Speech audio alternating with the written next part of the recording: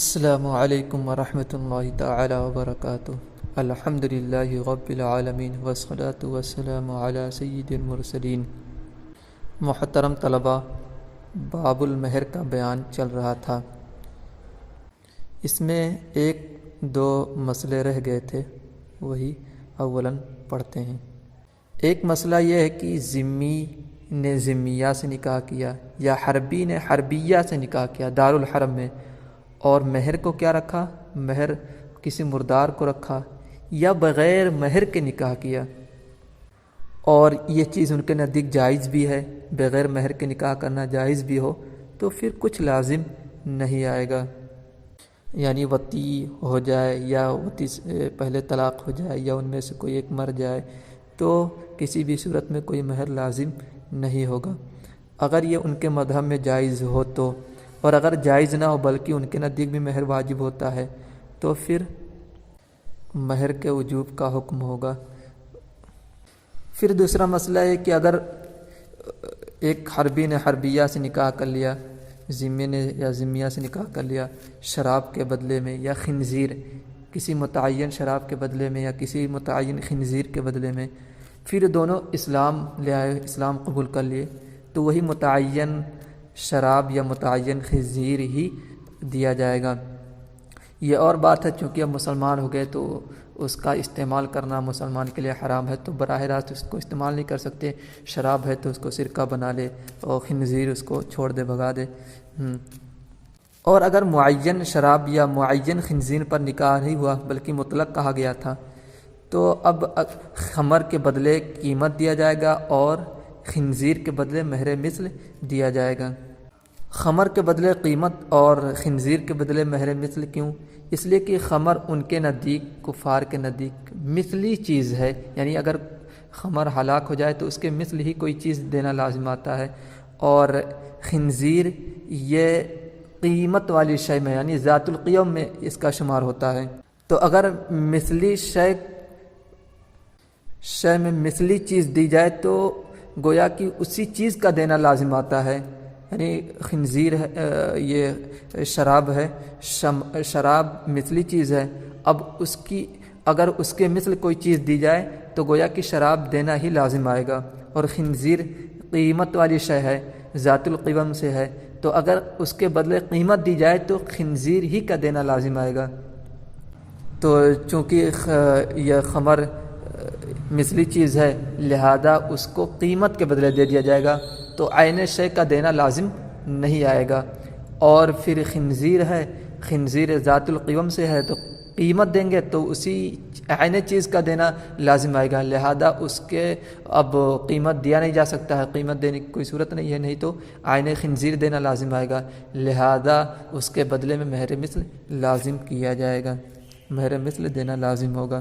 بس یہی دو آسان مسئلہ تھا، دیکھیے ترجمہ۔ فَإِن نَكَحَ ذِمِّيٌّ ذِمِّيَّةً أَوْ حَرْبِيٌّ حَرْبِيَّةً ثَمَّ، یعنی نکاح کیا ذمی نے ذمیہ سے یا حربی نے حربیہ سے، سمتاً ای فی دار الحرب، دار الحرب میں، بِمَيِّتَةٍ مردار کے بدلے، او بلا مہرن یا بغیر مہر کے، یا نفی مہر کے ساتھ، وَذَا جَائِزٌ عِندَهُمْ، اور اگر ان کے نزدیک یہ جائز ہے کہ بغیر مہر کے نکاح کیا جا سکتا ہے تو نکاح ہوگا، مہر دینا لازم نہیں آئے گا۔ اسی کی وضاحت کر رہے ہیں، ای والحال ان النکاح بلا مہر یجوز عندهم، یعنی کہ حال یہ ہو، صورتحال یہ ہو کہ نکاح بغیر مہر کے ان کے نزدیک جائز ہو، ولا یجب شیء، تو کوئی چیز لازم نہیں آئے گی۔ وانما قال هذا لانه لم يجوز هذا في دينهم، اور یہ اس لیے کہا اس لیے کہ اگر ان کے دین میں جائز نہ ہو، قال هذا سے مراد ہے کہ نکاح بغیر مہر یا نفی مہر کے ساتھ ہے، تو یہ کہا اس لیے کہ اگر ان کے مذہب میں ایسا جائز نہ ہو، یہ جائز نہ ہو، او یجب المہر عندهم، یا ان کے نزدیک بھی مہر واجب ہوتا ہو، لا یکون حکم المسألة عدم وجوب المہر، تو یہاں بھی حکم کیا ہے؟ مسئلے کا حکم مہر کے واجب نہ ہونے کا حکم نہیں ہوگا، ہاں مہر کے واجب نہ ہونے کا حکم نہیں ہوگا، ٹھیک ہے، اگر ان کے مذہب میں مہر واجب ہوتا ہے تو۔ فعطیت اسی سے اوپر سے تعلق ہے، یعنی بغیر مہر کے نکاح کر لیا اور ان کے نزدیک جائز ہے.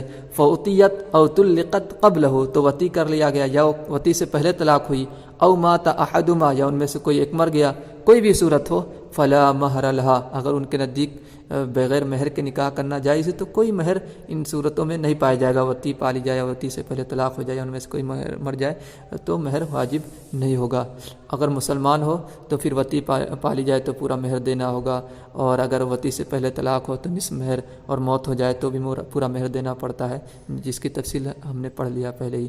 وَإِن نَكَحَ بِخَمْرٍ أَوْ خِنْزِيرٍ عَيْنٍ ثُمَّ أَسْلَمَ أَوْ أَسْلَمَ أَحَدُهُمَا فَلَهَا ذَلِكَ، اور اگر اس نے نکاح کیا خمر کے بدلے میں یا خنزیر کے بدلے میں، عین اور متعین ہے، عجنا یعنی متعین کردہ خمر یا خنزیر کے بدلے میں. ثم اسلم، پھر دونوں اسلام قبول کر لی یا ان میں سے ایک نے اسلام قبول کیا، فلہا ذالک، تو وہ متعین کردہ ہی مہر ہوگا خمر یا خنزیر.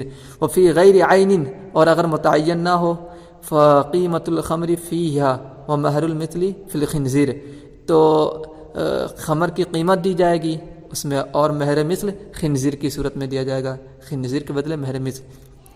لأن الخمر عندهم مثلی کالخل عندنا، اس لیے کہ خمر ان کے نزدیک مثلی چیز ہے، جیسے کہ ہمارے نزدیک سرکہ مثلی شے ہے. ولا يحل اخذها، تو اس کا لینا حلال نہیں ہوگا، یعنی مثلی شے لیں گے تو پھر اسی چیز کا عین خمر کا لینا ہی لازم آئے گا.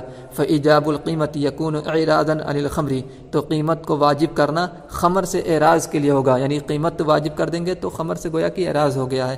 وأما الخنزیر فمن ذوات القیم عندهم کالشاة عندنا، اور خنزیر یہ ذات القیم سے ہے ان کے نزدیک، کفار کے نزدیک، جیسے کہ بکری ہمارے نزدیک ذات القیم سے ہے.